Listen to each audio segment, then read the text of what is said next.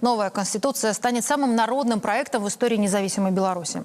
То, что мы пережили позапрошлом году и в прошлом, и переживаем, она требует корректировки. И корректировки, прежде всего, интеллекта человека, души, мозгов. Проголосуют за изменения народ, диктатор выиграл. Не проголосуют, тоже выиграл. Действительно, так сложилась ситуация. Лукашенко у квадраце. Топ-10 фактаў пра новую канстытуцыю. Сёння мы патлумачым, чаму новая канстытуцыя – гэта канчатковы захоп улады Лукашэнкам і дадатковыя абавязкі для грамадзянаў. Важна разумець, што канстытуцыя – гэта асноўны закон дзяржавы. Напрост за невыкананне нормаў канстытуцыі не караюць, але іншыя законы і кодексы, за парушэнне якіх ёсць пакаранне, грунтуюцца менавіта на канстытуцыі. Таму, калі з'яўляецца новая ў канстытуцыі, можна чакаць, што пад гэтае новаўвядзенне падгоняць іншыя законы і ўказы. Артыкул 15 прапануюць дапоўніць часткай другой. Дзяржава забяспечвае захаванне гістарычнай праўды і памяці пра гераічны подзвіг беларускага народу ў гады Вялікай Адчыннай вайны. Узнікае пытанне, чаму трэба ведаць праўду менавіта пра гэты перыяд гісторыі? І чаму толькі пра подзвіг? Акрамя герояў былі ж тысячы вайскоўцаў, якія здаліся ў палон, і тысячы паліцаяў. Чаму дагэтуль замоўчваецца той факт, што Менск быў зруйнаваны у тым ліку і савецкай авіяцыяй?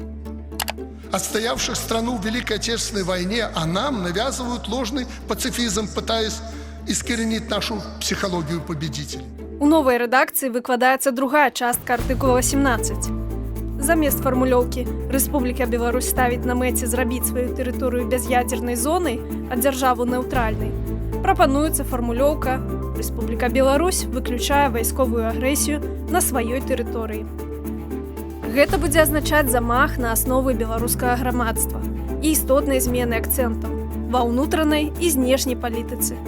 Па сутнасці, Беларусь адмаўляецца ад бяз'ядзернага статусу і імкнення да нейтралітэту.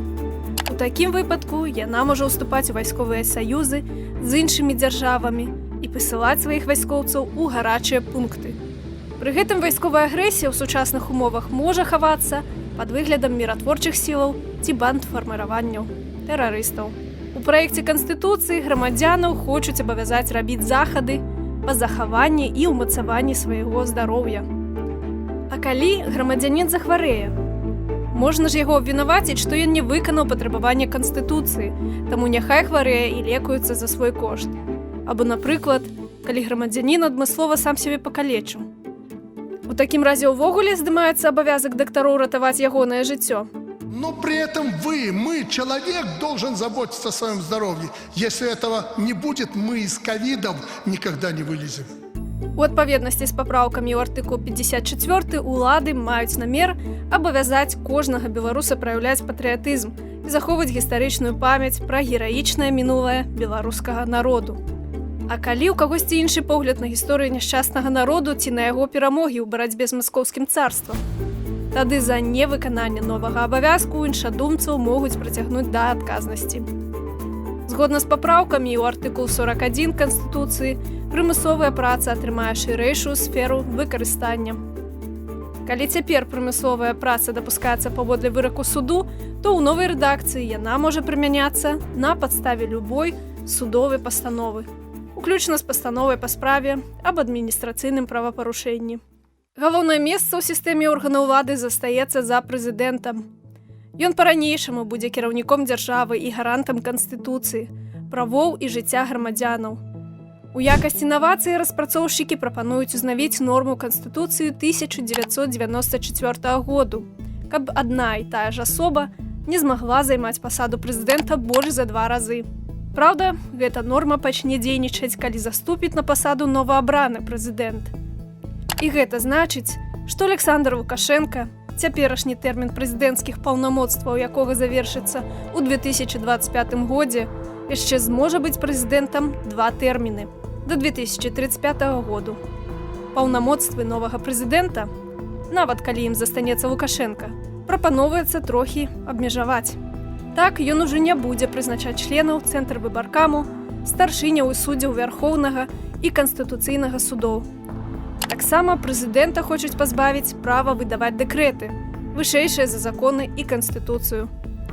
Самае страшнае, што чакае новага прэзідэнта, гэта магчымасць адхілення яго ад пасады у выпадку сістэматычнага ці грубага парушэння канстытуцыю або здзяйснення ім дзяржаўнай здрады ці іншага цяжкага злачынства. У выпадку гібелі прэзідэнта яго паўнамоцтвы пераходзяць да старшыні Савету Рэспублікі.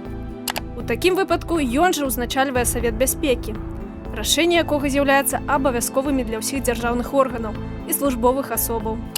Незразумела, чаму такі гонар даецца кіраўніку малазначнага органа ўлады Савету Рэспублікі.